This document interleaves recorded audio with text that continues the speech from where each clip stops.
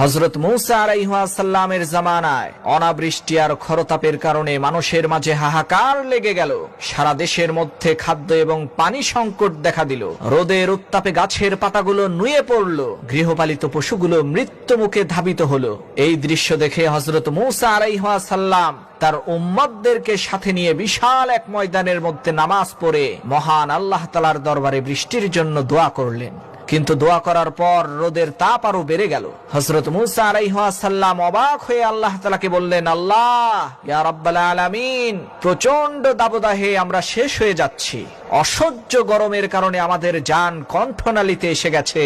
আমরা তোমার কাছে বৃষ্টির জন্য দোয়া করলাম, রহমানুর রাহিম, কিন্তু তুমি বৃষ্টি না দিয়ে রোদের তাপ কেন বাড়িয়ে দিলে? তখন আল্লাহ তাআলা ওহী নাজিল করলেন, হে মূসা, তোমার সামনের এই বিশাল জামাতের মধ্যে এমন একজন লোক আছে যে 40 বছর পর্যন্ত আমার নাফরমানি করছে।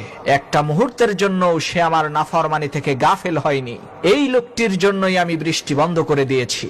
এই লোকটিকে তোমাদের এই জামাত থেকে বের হয়ে যেতে বলো, না হয় তোমাদের দোয়া কবুল করা হবে না। তখন হযরত মূসা আলাইহিস সালাম বললেন, হে আল্লাহর নাফরমান বান্দা, তুমি যেই হও না কেন, তুমি এক্ষুনি আমাদের এই মজলিস থেকে বের হয়ে যাও।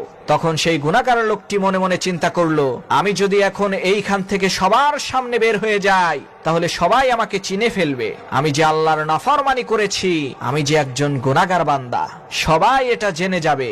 আজ আমার মান সম্মান সবকিছুই তো ধুলোর সাথে মিশে যাবে। আর আমি যদি বের না হই তাহলে বৃষ্টিও হবে না।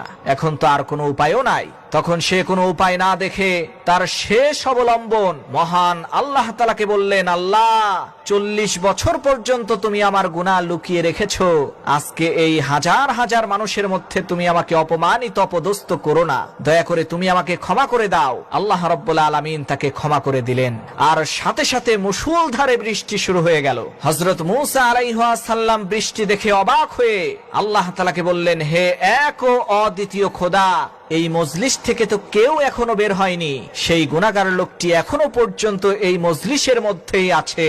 তাহলে বৃষ্টি কিভাবে শুরু হলো? তখন আল্লাহ তাআলা বললেন, আমার যে বান্দার কারণে আমি বৃষ্টি বন্ধ করেছিলাম, আমি আমার সেই বান্দার কারণেই এখন বৃষ্টি দিয়েছি। তার জীবনের সমস্ত গুনাহ আমি ক্ষমা করে দিয়েছি। তখন হযরত মূসা আলাইহিস সালাম বললেন, আল্লাহ, ওই গুনাহগার লোকটা কে?